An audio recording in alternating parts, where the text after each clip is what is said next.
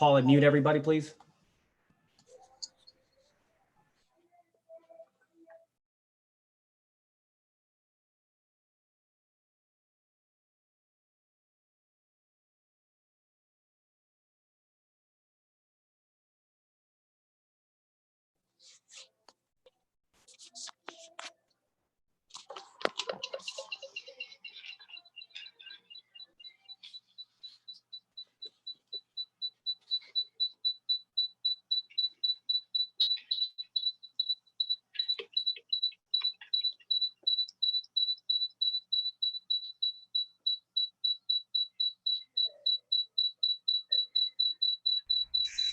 General, you still have a device on that you're going to need to close out because it's giving feedback. Okay, can you hear me? Yes, sir, that's better. Thank you.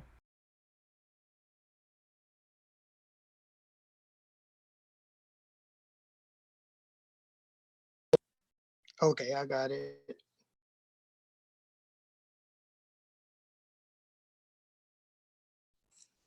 Up here.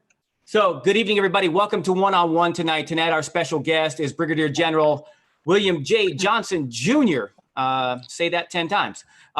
We are so blessed to have him. We're going to be talking about men of valor tonight. We are grateful to have him, and I'm honored to have him on this evening's program.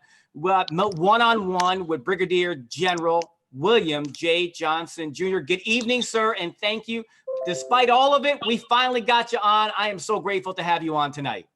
Thank you very much. I am glad to be here. Thanks for having me.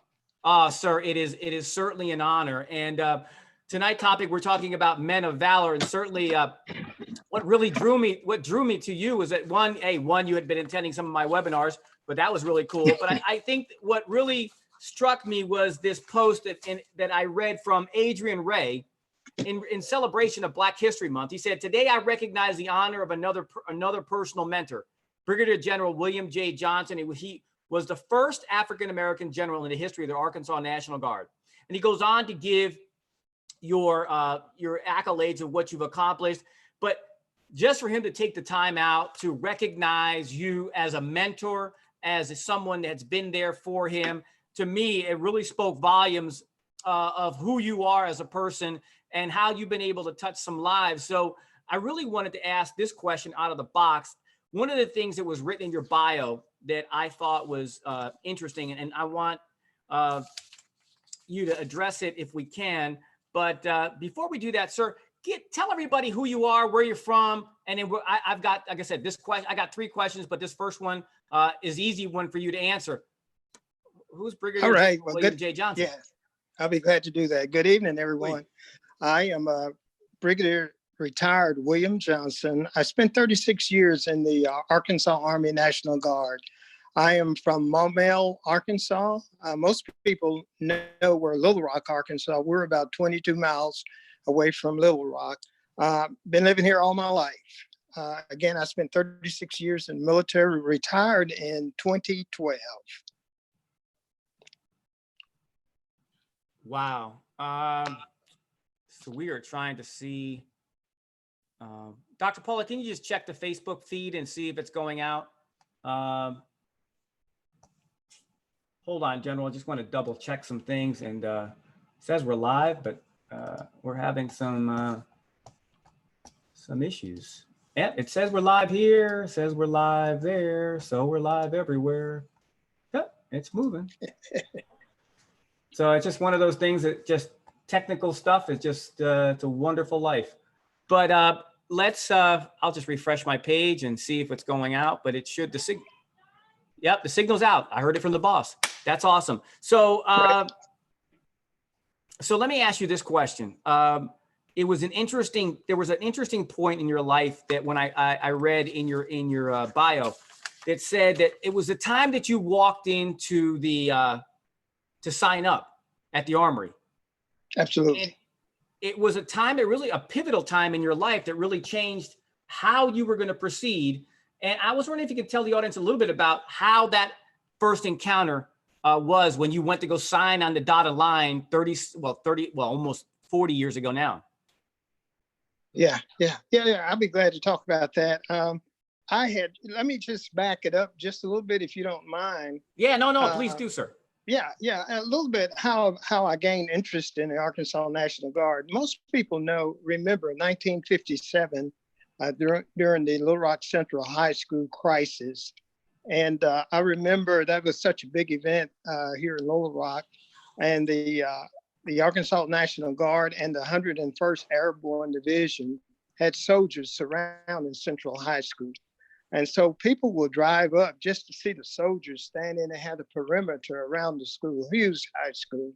And so I remember my father taking us over just to see that. And I saw the soldiers there. Moving further to 1965, I had opportunity to work as part of the neighborhood youth program. That's a program where it took underprivileged kids and gave them a job during the summer. And so my job was to work at the same armory that I went to sign into.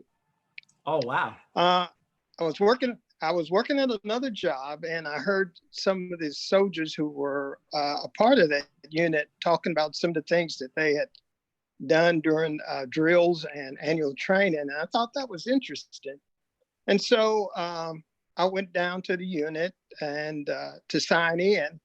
And as I was sitting there with the warrant officer filling out paperwork, an administrator who was in the back room did not know I was there.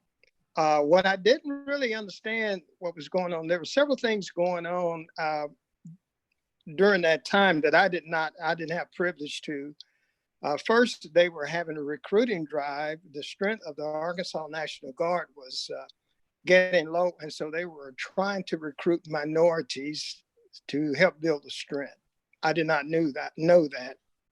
Secondly, they were in the middle of a lawsuit, and I did not know that either. And it was a discrimination lawsuit. So I was sitting there filling out the paperwork, and I heard an administrator referring to some other Black soldiers using the N-word, basically. He did not know I was there, but it came out so smooth. It was just what he was accustomed to saying. And so I sit there and I froze for a minute. And the warrant officer looked at me and he said, "Hey, just a minute." He went back and addressed the administrator. And he told him, evidently he told him I was sitting there, someone was sitting there. And I heard the gentleman, he didn't come out to say he was sorry. I just heard him say, "Sorry about that."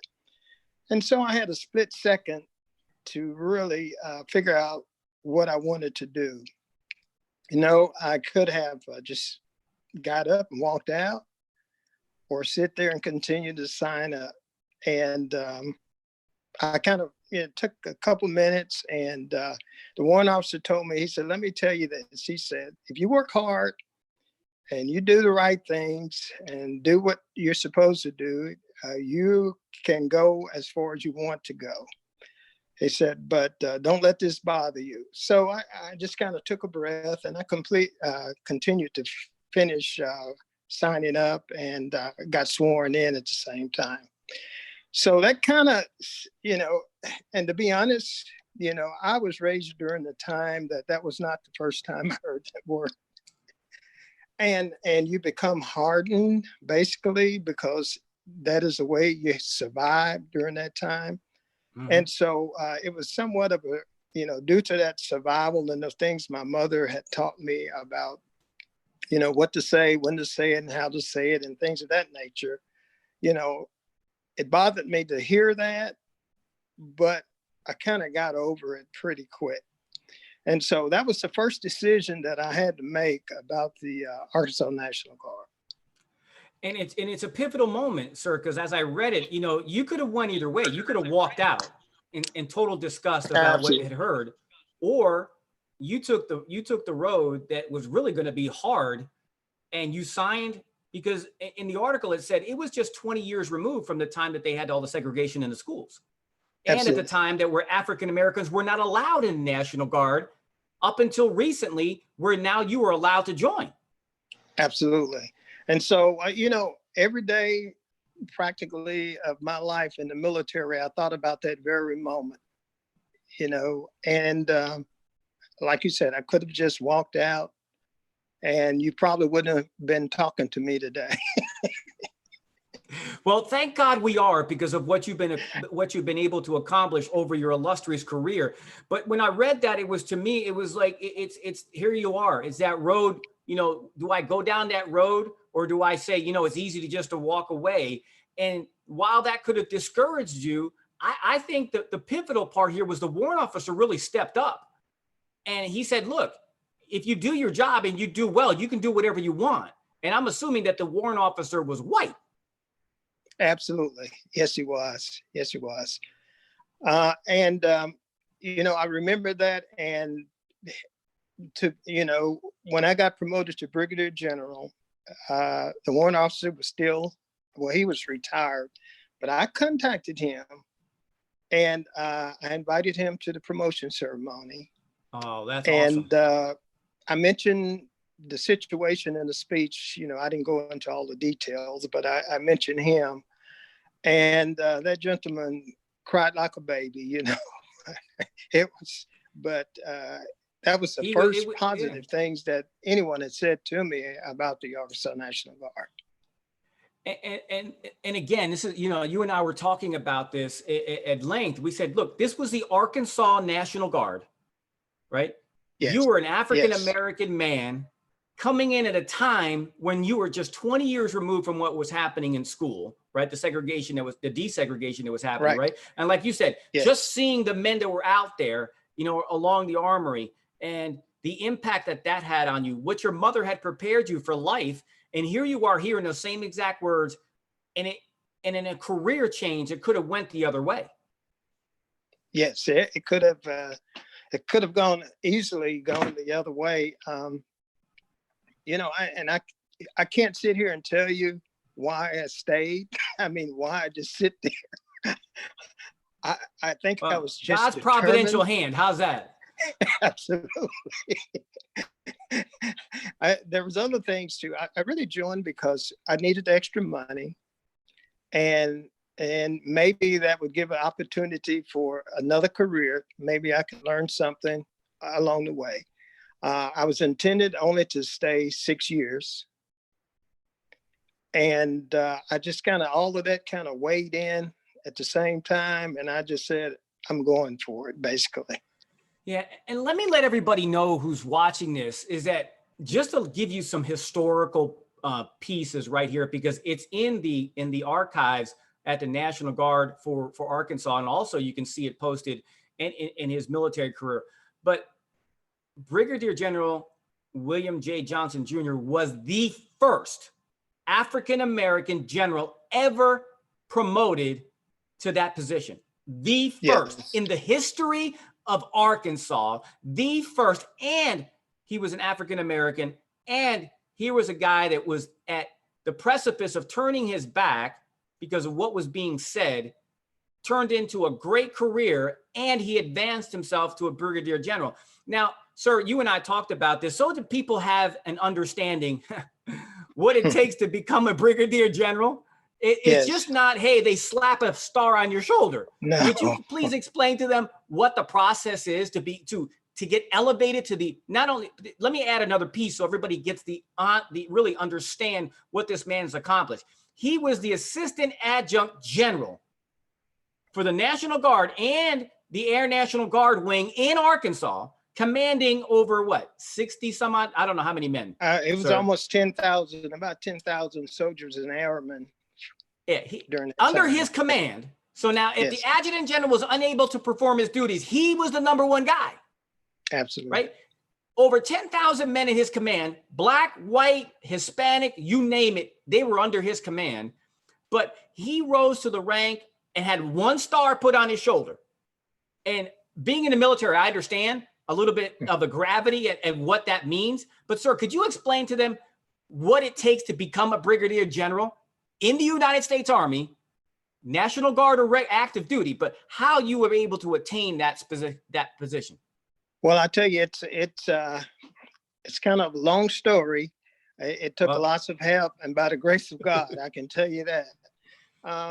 But there, most people don't understand it takes about 25 years or so to grow a general. And that's if everything works right. I mean, everything. And so, but first, let me say that was not my idea to become an officer. I can tell you that. I was an enlisted guy.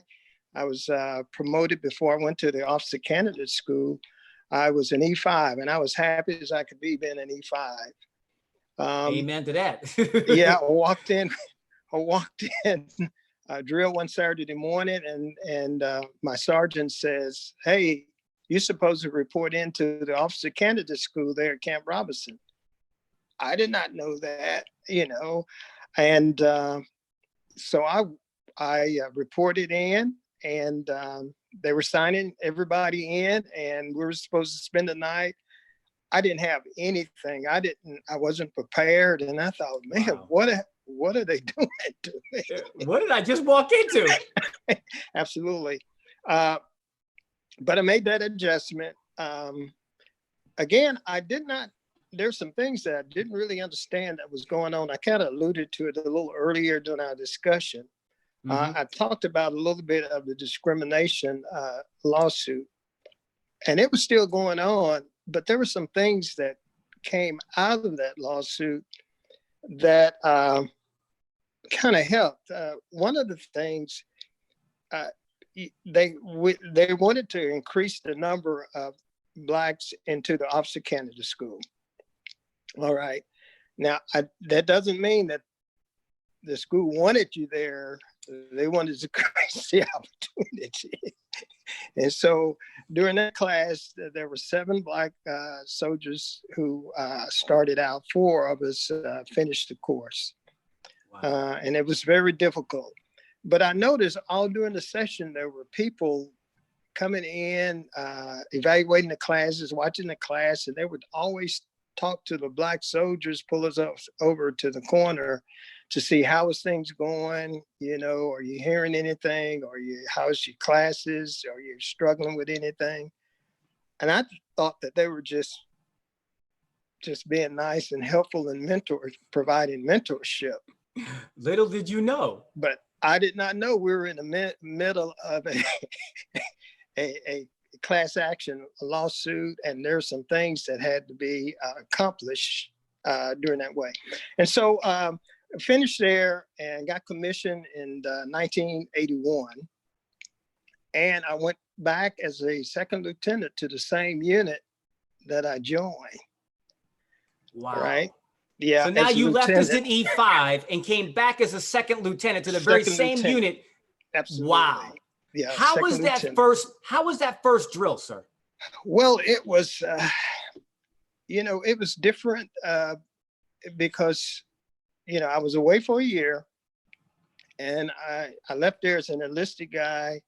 I came back as an officer, and I can tell you there were some difficulties just being in that role, not from the men and women in the unit, but from the leadership portion of it, getting information, making sure that you get information about meeting times and things of that nature. Sometimes you just didn't get it, Wow. or you got a different time. Basically, reporting time may have been 6 o'clock, 7 o'clock, and some way it got changed to 6 o'clock, and you go at 7 and everybody's there, and so you're greeted by good afternoon, like, why are you late? Yeah, And exactly. so just getting through some of those things, just managing to work through it. But I was there for a year, and things were working out. There was lots to learn, lots to deal with platoon sergeants, things of that nature. And then I got a call from the officer candidate school to work as a TAC officer. So a TAC officer I was going to say, you might want to explain that is, sir. Yes, a TAC officer is teach, assist, and counsel men and women who want to be second lieutenants. It's a year-long training session. and you're there providing mentorship, and you're pushing them to the end. That you just want to make sure that they want to be an officer. And so that was the first opportunity that a Black officer had been there. And so that was just getting through that whole thing and finding out some more about the culture of the Arkansas National Guard. And part of that culture was found out by pictures and things in desk drawers. You would find pictures and cartoons of Black soldiers and things of that nature. That was, it wasn't really funny, but I thought, my goodness, I don't know if I'm going to make it through this, you know. But I completed that year. The second part of the lawsuit was there's a full-time force that keep the National Guard going. So there's about 2,000 to 3,000 people that work full-time, both military, civilians, and military. They just keep Now, going. is that the Air Guard Reserve, sir, the AGR? AGR, yeah, Army Guard and Reserve. Army and then Guard you have Reserve, yeah. military technicians. All are required Right. to wear the uniform. Correct. Part of the lawsuit was to get more Blacks in a full-time position. And so for every 3 positions that were hired in the officer's position, 1 had to be a Black officer. Okay. That didn't go over too well for lots of people, you can imagine. I was gonna say, sir. Yeah. So now they were feeling that they were losing. Absolutely. They were losing one of their own, right, to someone like you. Absolutely. And so we were considered, when you talk about a guy like me coming in work, we were called Black hires, you know, because the application that went out said Black hires only.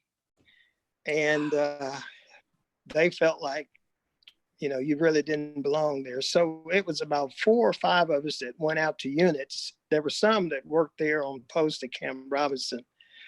And that was interesting.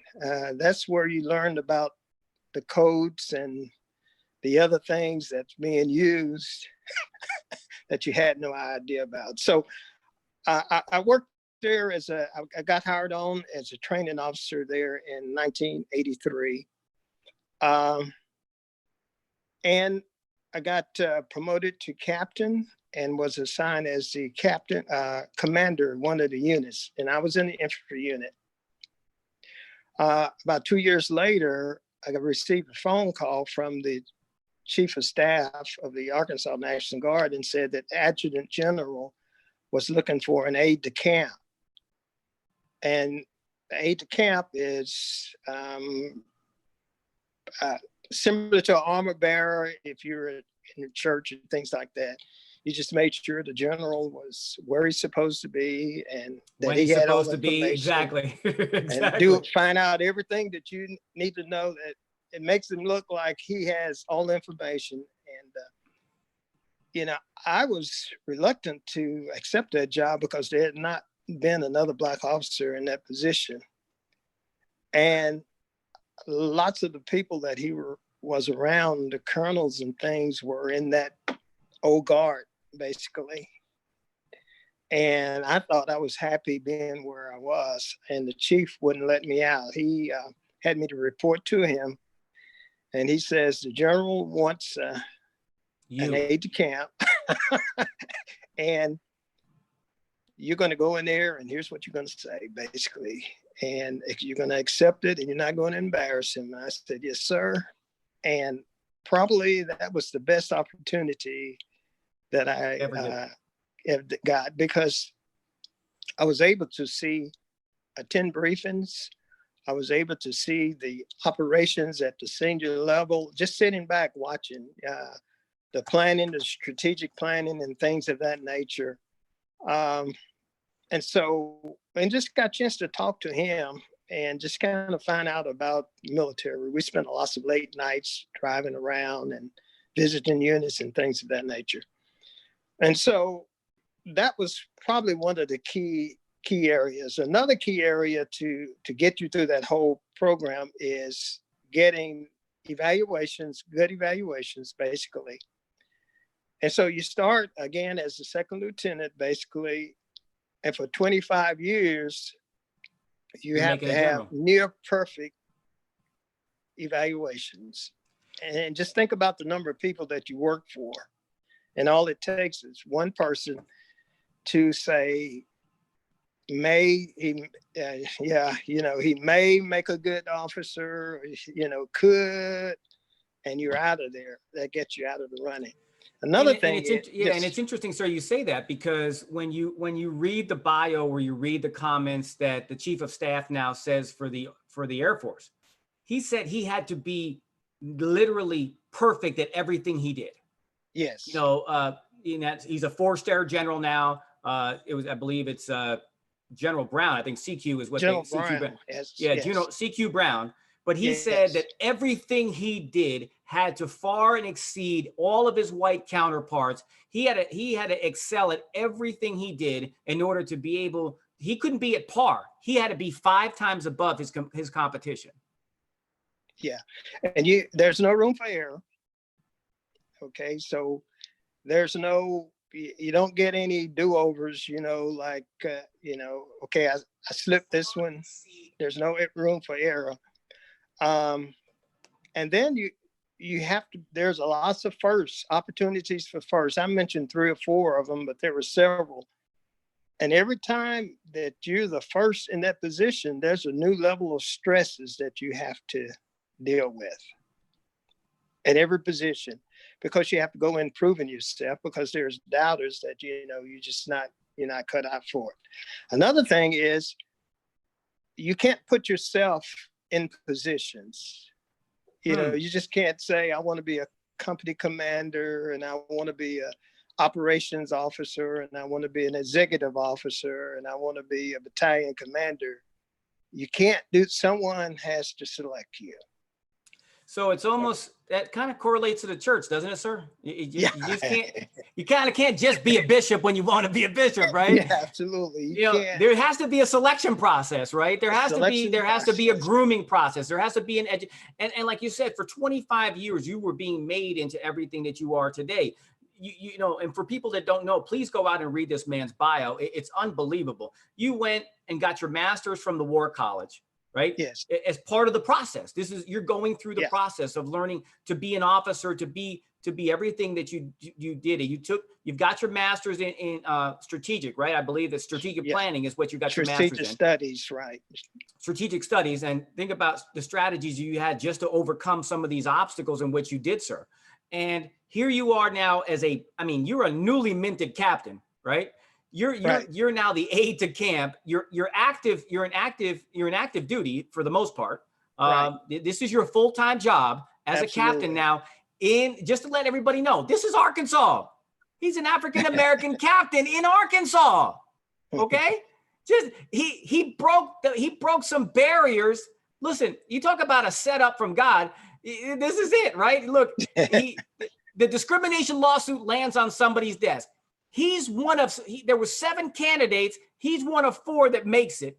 He gets there. He goes back to his old unit. Then he gets promoted. Then he gets sent as the TAC officer, the training officer, the very place that he went to OC at. He went to Officers Candidate School. And then he gets plucked out of that. And now he's going to be aide to camp, learning how to be the very position that he's going to someday get to be in, or be the assistant, which is interesting.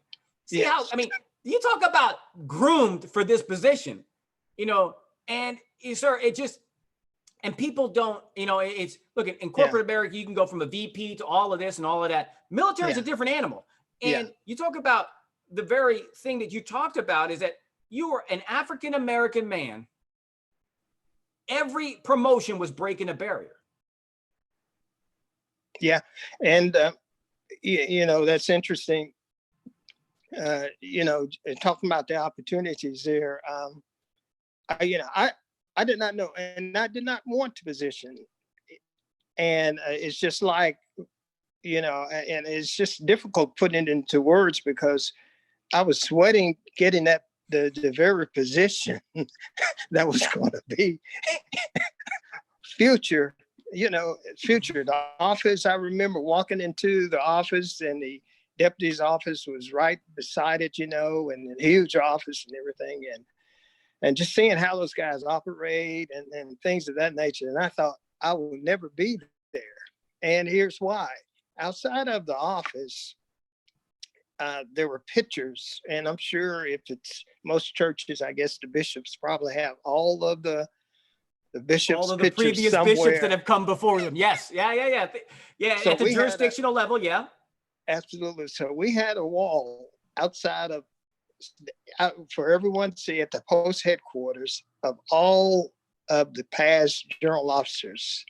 And we're talking about 206 years at that time when I got promoted to 206 years history. So it's more than that now. And so as a captain, and you look at that wall, it tells you, no one has to tell you. You just look at that wall and you say, this is not going to happen here, basically. Yeah, not in my lifetime anyway. Yeah. I'm going to set this up for somebody else, but I don't know if I'm going to get there, right? And you think about that, sir. You looked at 206 years of historical data that up until the very time that this discrimination lawsuit and prior to your signing, there were no African Americans in the National Guard. Yeah. You weren't allowed. Absolutely. Right? At the time when as I'm reading what you put out. Right. Well, I think about 1973, 74. Is when they started to meet. Yeah. Absolutely. But it was lower positions, it wasn't anything major, wasn't decision-making positions, things of that nature. Yeah, you were in the infantry or you were cooking something. Absolutely. And I'm being honest, sir. Yeah. Yeah. And so it goes back into, someone had, I give the adjutant general the guts because somebody has to make it happen. He had to decide that this is what I'm going to do. And I'm sure that he had someone who probably said, I don't think that's the best thing for you to do. I really do. But he went ahead with it. And that's part, it's the same way in the Army. They have different selection processes. There's been articles written and papers and studies done. I know since 1981, they've been talking about the same topic about not having enough men of color, women of color, and women, period, in key positions, general officers' positions. And so that's been 20, 30 years, and we're still talking about it. And it's interesting, sir, you say that because that's one thing that Brown talked about, the General Brown, let me honor his position, right? Yeah. 4-star General Brown, Chief of Staff of the Air Force. He said that one day he was in the officers club with all of his pilots, and people were looking at him saying, you're not supposed to be here. Yeah. Now, mind you, he was already an officer, right? I don't remember the rank that he had here, right? But yet he was an officer, and they were still looking at him saying, "You're in the wrong room." Absolutely. And you've continued to, and if you read this, look, you just got to read the statistics. I shared, I sent an article to the general before we came on about this diversity thing that the Army is now undertaking, and they've got this general now that's ahead of it, and he goes through the stats of how many Black officers there are in senior ranks, how many women, and Latinos. I don't even know because we don't. I didn't go that far, but sir, this is something that has been really systemic, right? It really has not. It's a very, like you said, it's a very unique and special club to get to the very points and to break some of the barriers in which you were able to do. Absolutely. And it is because there's lots of mentoring going. Most of the guys at the top are mentoring guys just like them. Right. Okay. And another problem, you have men at the top. This is the way I see it. Men at the top don't see a problem. If you start discussing the idea about diversity with them, and just, I sit on the National Diversity Committee there. We met in Washington, D.C. I sit on there for at least 3 years, and there were general officers in that as part of that committee. And you'll be surprised if one say that I don't see color, all I see is a soldier. Okay. Yeah. So that's but you funny, can take sir. you can take a yeah. 5-year-old kid in a bank and they'll look around. If they don't see anyone like them, they would say, why can't I work here? And exactly, sir. And it's funny that, in the military, like anything else, or in corporate America, right? They say, I don't see Yes. color. All I see is a number, or all I see is a person that's selling something, or whomever they are. But in reality, sir, what they're doing is they're hiding behind the fact that they do see color. They're just Absolutely. shielding it by giving that answer. Everybody wears the same color uniform. Okay, that's true, right? Sure. But the man in the uniform or the woman in the uniform has a distinctive color to tell me you don't see. Yeah. Well, anyway, you've been there, done that, got the t-shirt. Yeah. Yes. So, and I remember at my unit, sir, I mean, when I was at the Air National Guard here in Newburgh, New York, I mean, we had a major that was African-American. We had a woman who was a lieutenant colonel. We had our command sergeant major. I can't remember if that's Chief in Master Sergeant. Chief Master Sergeant. I'll never forget his name. His name was Hardy Pierce. He was an African-American man. Man, my first day on the unit, man, he took me and really educated me on some of the things that were going, what a great leader he was. And Yes, I'll tell you, what an awesome man he was. Our first sergeant was Hispanic. So we saw diversity, but very limited. right. And the senior leadership, the answer. You've been around long enough. Yeah. Well, military personnel, they have to see diversity. If they see it at a higher level, they feel like one day I can do it. What you see is what you could be, basically. And if you don't see it, you figure, well, I'll just go as, I'll make major or lieutenant colonel, get my 20 and see ya. And you're right, sir. I think what people have to, if they see someone who looks like them, they can aspire to be them, right? Absolutely. And that's one thing that I loved about the post that the young man put on his Facebook page. He saw you as a mentor. He saw you as somebody who had reached a height within, again, I'm going to go back and say it again, in Arkansas, right. But you had reached to that height of being a brigadier general. And now he said, man, I can do this. Absolutely. And I think that's what gives the impetus to a lot of people out there that can see that you can achieve great things. It's not about, and this is what I tell everybody, it's not about the hand up. It's not about the hand out. It's about the hand up.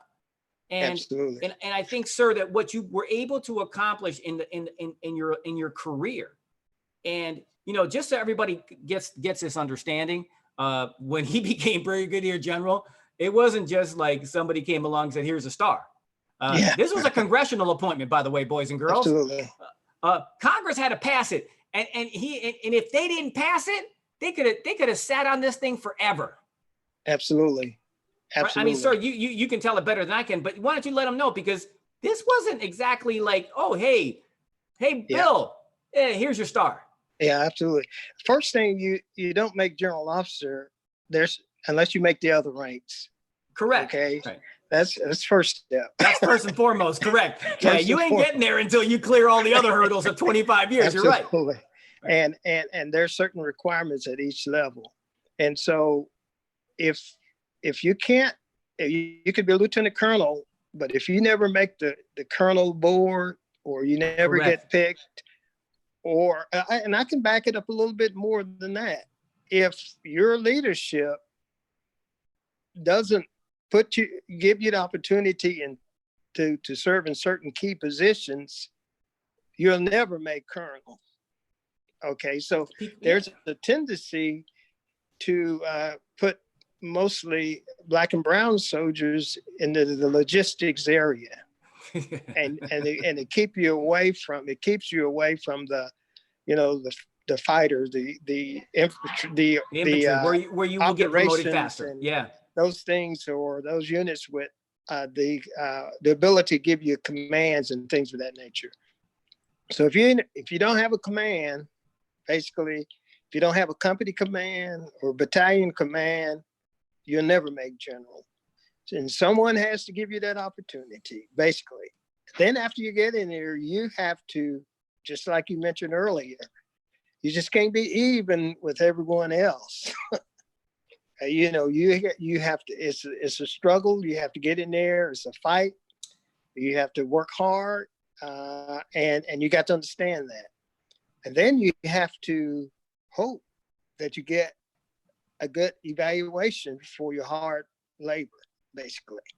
And so, and to move to the next one. So if you don't make the 06 board, you can't go to the War College. Exactly. So, and people don't understand it. Look, if you want to go get a master's degree from Wharton, go knock yourself out, right? Yeah. If you want to go to the War College, there's a lot of hurdles you got to get through. Absolutely. You have to get selected. Someone's got to say, if you have 3 positions, I think we had 3 positions for Arkansas. Someone has to say, the general officer, basically, if that has to approve, yes, I'm willing to send. So you have 2 years that you have to pass the course. I mean, it's not a walk in the park. And again, and for people to understand is that you're a man of color going into the War College where you have to exceed expectations. Absolutely. And it's probably the most stressful 2 years of my life. There was lots of writing, interacting, briefings, basically. What helped, I guess, seeing a lot of the briefings at an early age, you know, as far as captain and major, having that opportunity. But just getting through that. But just getting through the War College won't get you Brigadier General. So, sir, timing. So I was going to say, so what was that pivotal point that got you to Brigadier General? Where was that turning point in your military career? Okay, well, after I completed the War College, then there's timing, because like Arkansas has 2 Air Guard generals and 3 Army generals. You have the 2-star. Oh, wow.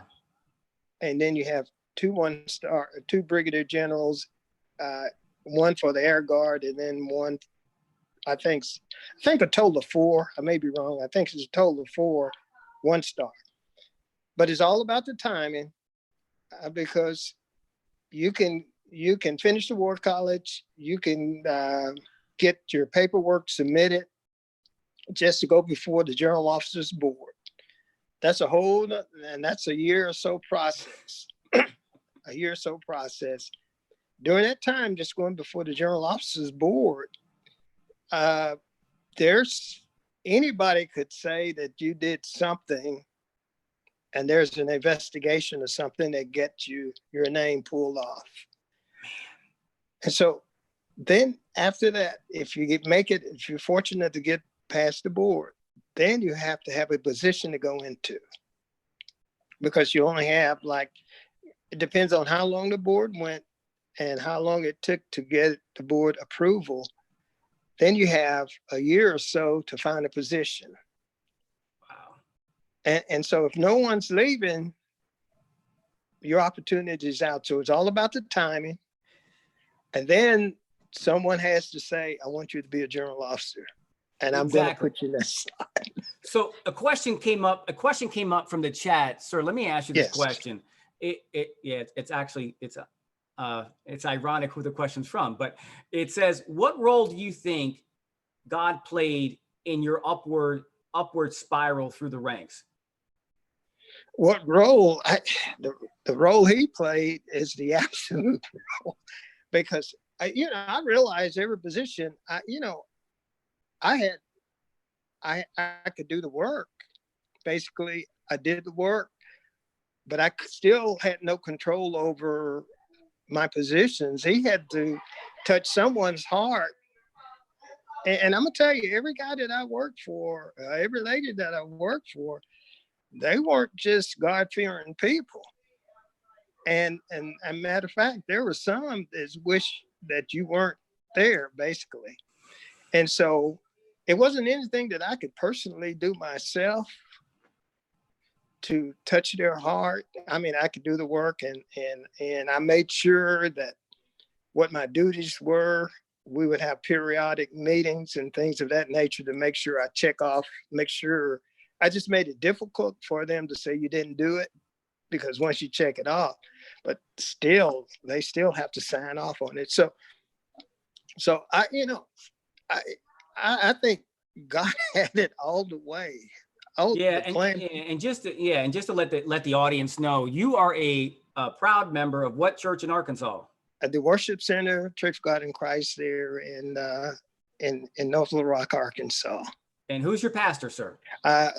Pastor Lloyd Allen is the pastor now. The Bishop Emeritus, Bishop D.L. Lindsay. I don't know if you have heard of him. So, yeah, we did. When we were in Arkansas, we got a little bit of an education about him. Yes, absolutely. Sir. Yeah. I was with him maybe about 30 years, basically. And I learned lots of leadership, lots of things about leadership from him as well. I sit on lots of the church administrative boards and things of that nature. Did lots of the training sessions, church training sessions, and things of that nature. But again, it wasn't anything that I could do personally. So I had to just turn it over in the beginning. As if it's your will for me to do this. And I didn't ask him, I didn't lay up late at night and ask him, say, Lord, make me a general officer. All I wanted to do was be able to just let me make the next day, and let me provide for my family, and let me be the best guy that I could be. And the rest of it is basically in your hand. And that was just basically it. Yeah. So let's talk about this a little bit, audience, so you understand, is that not only was he a man of color, but he was a man of faith. Okay. Yes. Entering into a world that was dominated by everybody who didn't look like him. And he excelled in everything that he did to get him to where he was. And if you look at God's divine plan, I really, sir, we got to go back to that warrant officer, right? Because, absolutely. I go back to that story because that warrant officer, here was this white warrant officer, right?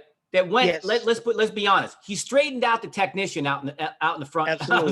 He straightened him out. Okay. Yeah. He straightened him out. And then he came back and told you, man, you can do whatever you want. Yeah, absolutely. Yeah, the other part of that story about the warrant officer, I didn't get a chance to tell you about. After he retired, there was a lady that attended my church, one of the church mothers, would have breakfast at McDonald's, and she would have they would have a breakfast group, and they would discuss scriptures and things of that nature. And her brother passed, and then we had a funeral at our church, and the warrant officer came, and I thought, what's the connections, Exactly. And I started talking to him, and he says, I'm a good friend of the family. He said, we have Bible study every Monday, every morning at McDonald's. He said, we've been doing that for years. And so, wow. So he, I didn't lump him with the rest of them, but right. I knew it was different because, again, I said, that was not the first time that I've heard names, but no one has ever said, well, we shouldn't have said that, or I'm sorry, or we didn't mean it. But he immediately corrected it. And that was the first. And I think looking back at that, and since you mentioned it, I think that was the only reason that I sit there and continue the process. And I think, sir, that's what I kind of read through the tea leaves here, right? Is that right? It's like if you talk about orchestration, right? You talk about divine timing. Well, look at it. If that warrant officer in the 70s would have said, you know what? Forget it. Oh, you don't want to do this? No problem. Absolutely. Checks out. right? Get out of But there. look at what transpired, right? He went out front, checked him, came back and told you that anything's possible. Absolutely. You sat there for a couple minutes saying, man, do I push hard on this pencil right now? Or do I just push hit the out of door. here? Which is it going to be, you know? Absolutely. And to see, sir, that, you know, the elevation of what happened from that moment lets you know that, look, there are good people out there. Absolutely. There are good people out there. This man was a white warrant officer, okay? So Right. there are good people out there. There are good Absolutely. policemen out there. There are good people that you'll find along the way. And if if you look at the historical trajectory of what happened after that, and I looked at, you know, I mapped out and I saw from how long it took him to get to, you know, office to office. Mhm. And because my friends always told me that in the National Guard, it's very, you know, promotions are very tough because it's not active duty. Right. But you were able to excel and still, like you said, you were able to get a lot of things accomplished in that span of time, in that 25 years, to get you to that place of selection to become the assistant adjunct for Arkansas. Yeah, I believe, and I really believe this, God places both Black and white people in positions to help. And there were, you know, there's no telling what went on behind the scenes, basically.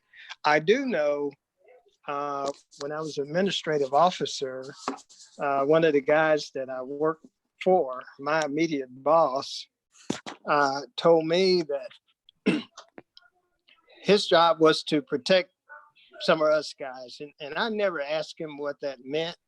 Yeah. But I Sometimes knew we're just better off not knowing. I knew what that meant, that he had a responsibility. He knew the culture. He was at the next level. He was at brigade. So I worked at battalion. I was a battalion administrative officer. He was a brigade administrative officer. And he said that, you know, he's been directed to take care of us and not necessarily take care of us to push you along, you know, easy route. But there's some obstacles out there, you know, that maybe he had to address or someone had to address just for our survival.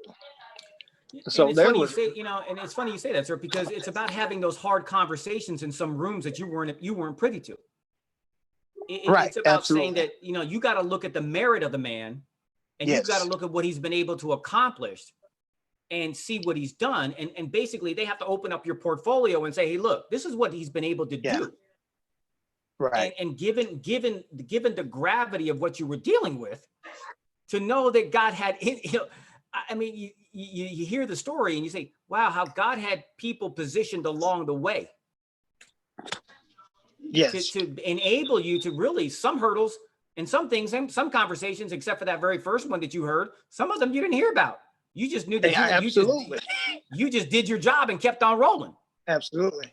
Yeah. So now I can tell you this. Sir. Yeah, go ahead, sir. I'm sorry. No, please. I can tell you this.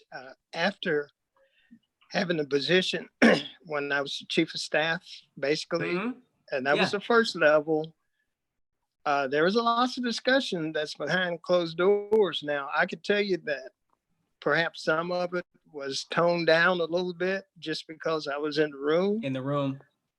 But there were some things being said and some decision made. And I'm thinking, man, if they're making that kind of decision, I'm sitting here. Imagine what they're doing when you're not there. Absolutely. Absolutely. So, sir, you become the assistant adjunct general of Arkansas. You're able to reach the level of being the first African-American ever appointed to being a general.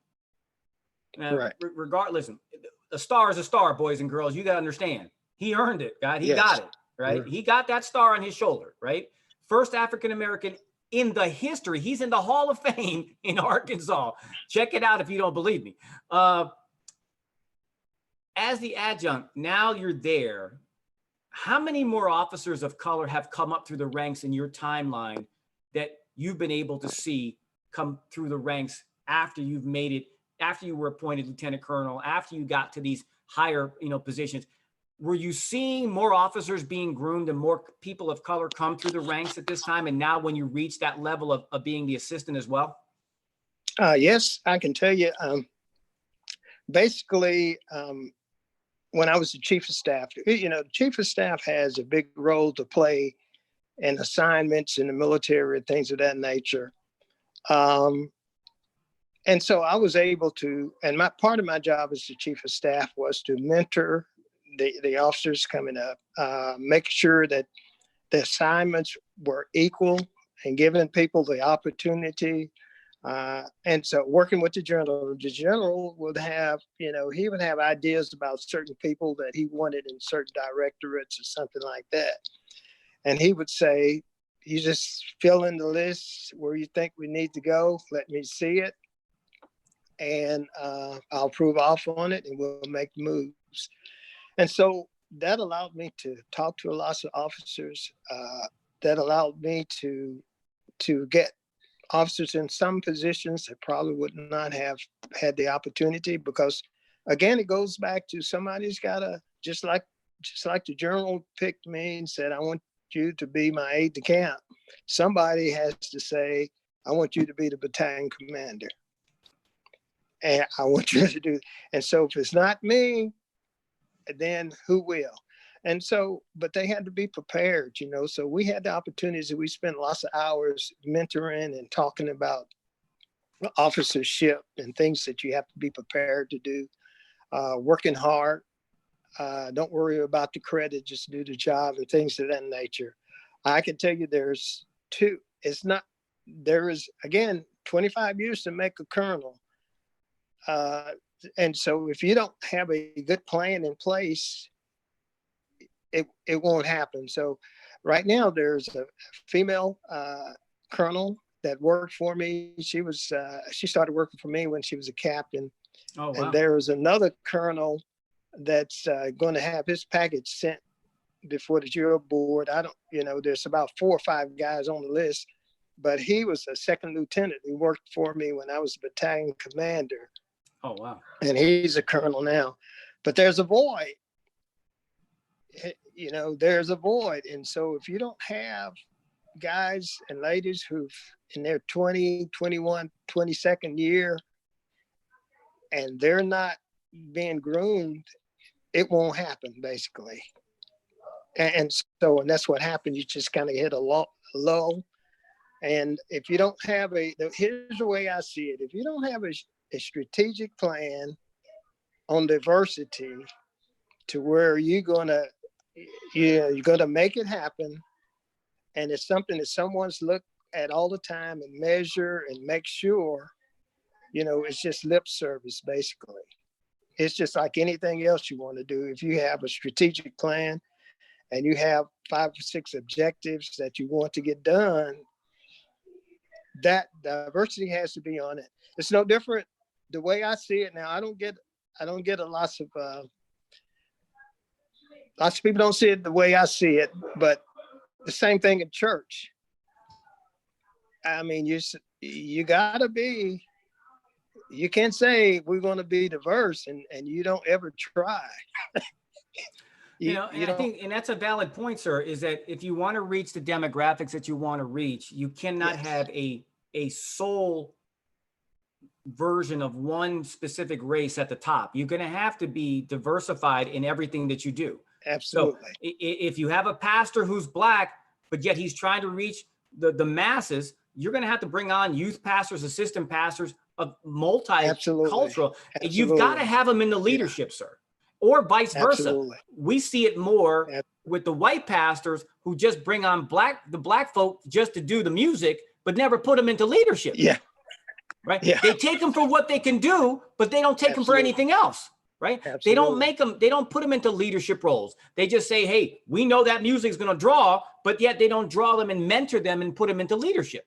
So the vacuum goes both ways. But, in that article that I sent you, you talk about diversity, but, what does the military have to do, sir, at this juncture? Here we are in 2020, all of this racial backlash, it's hitting the papers every single day.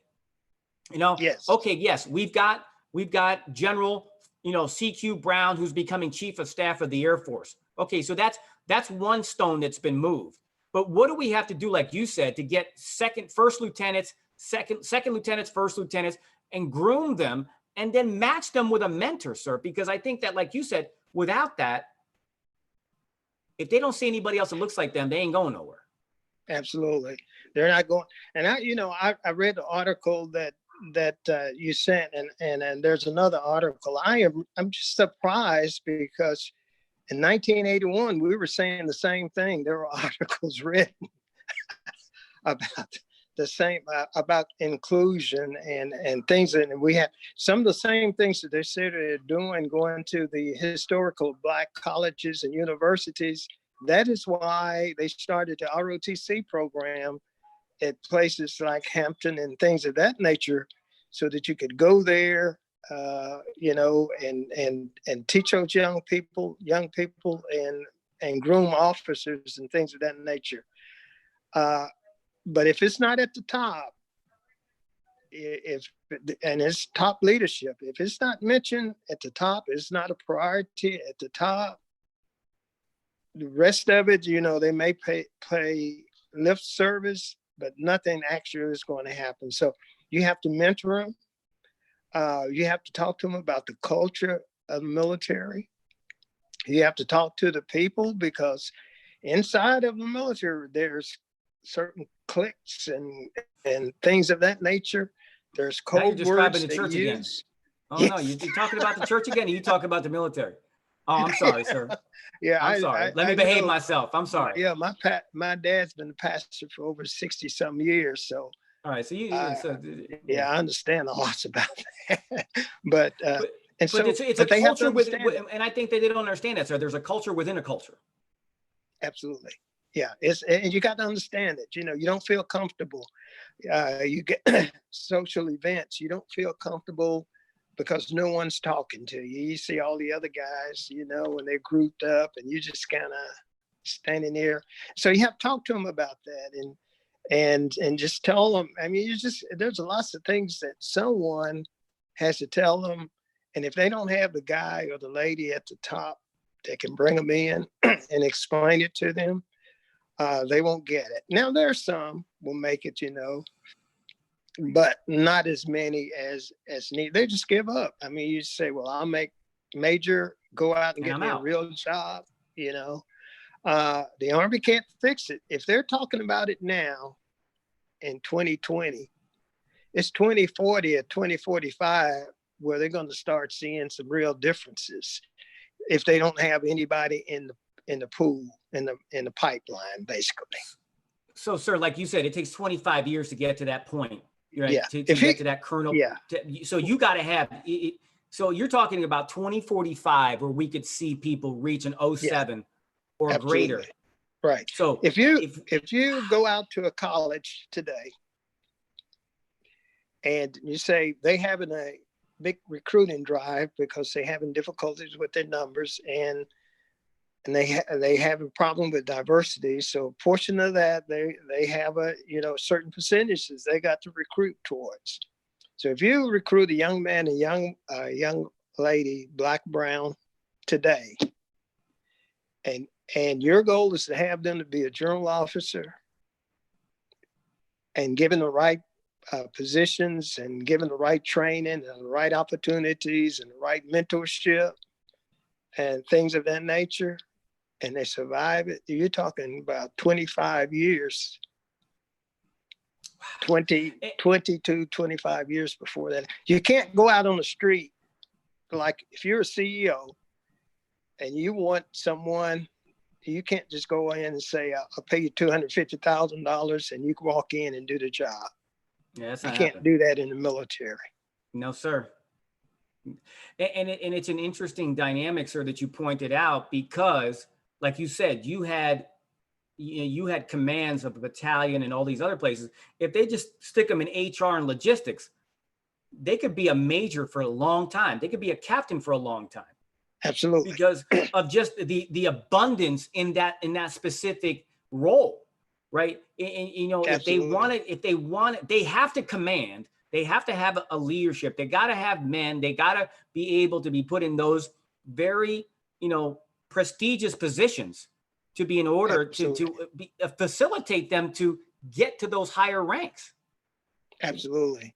So you got to master, you got to master the platoons. You got to master the 32 people before you can master the 200, basically, or the 1,500 or your 3,000. Right.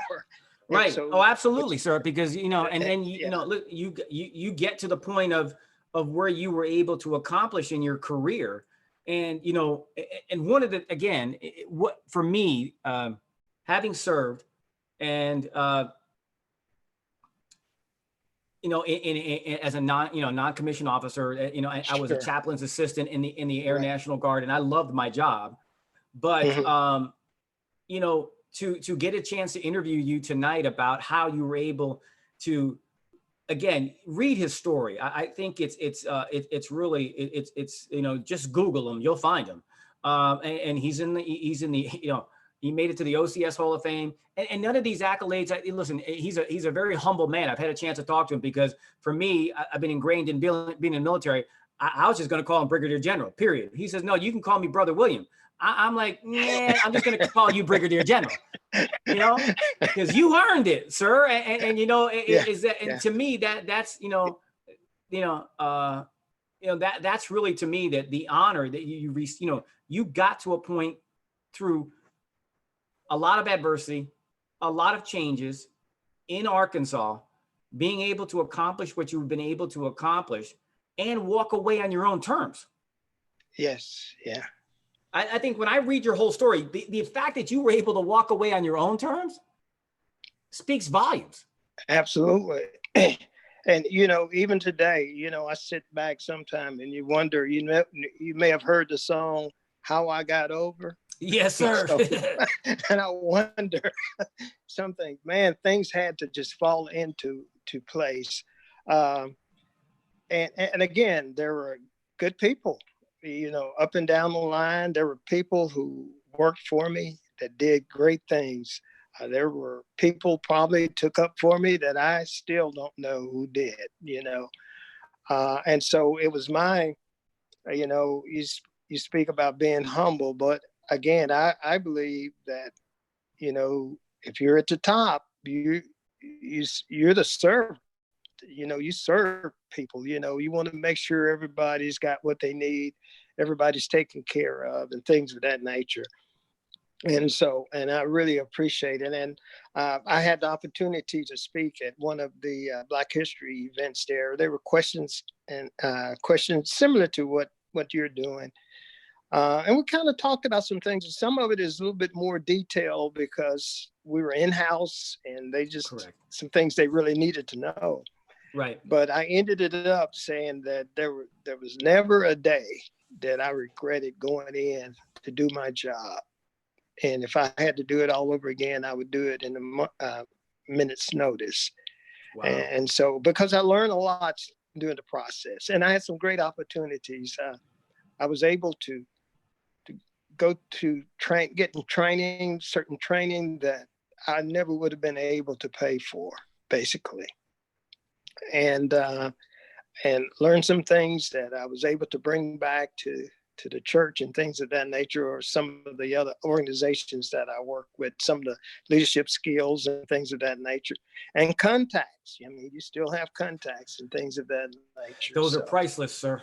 Absolutely. Listen, I was in sales for a long time, man. Your contacts are gold. I mean, that is your trading. Yeah.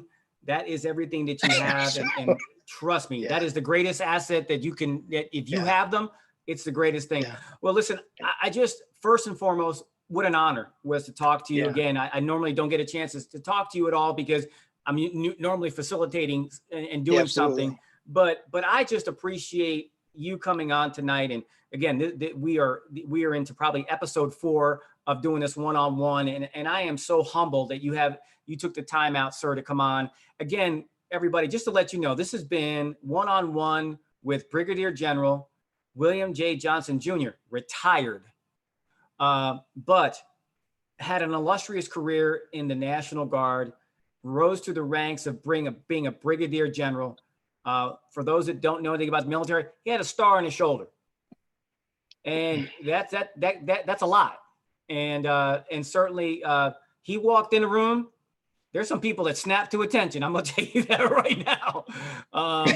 And there's no doubt. There ain't no doubt when they saw that star walk in that room, man. It changed the complexion of some rooms really fast. Yeah. And in that case, sometimes they didn't see the man, they saw the star. But it was the man that made the star, because without that man, that star was never going to be possible. And I thank God for what he's done. And I think the greatest story that you got to read, folks, and this is probably where the book's got to start someday. That warrant officer was strategically positioned by God. It changed his life.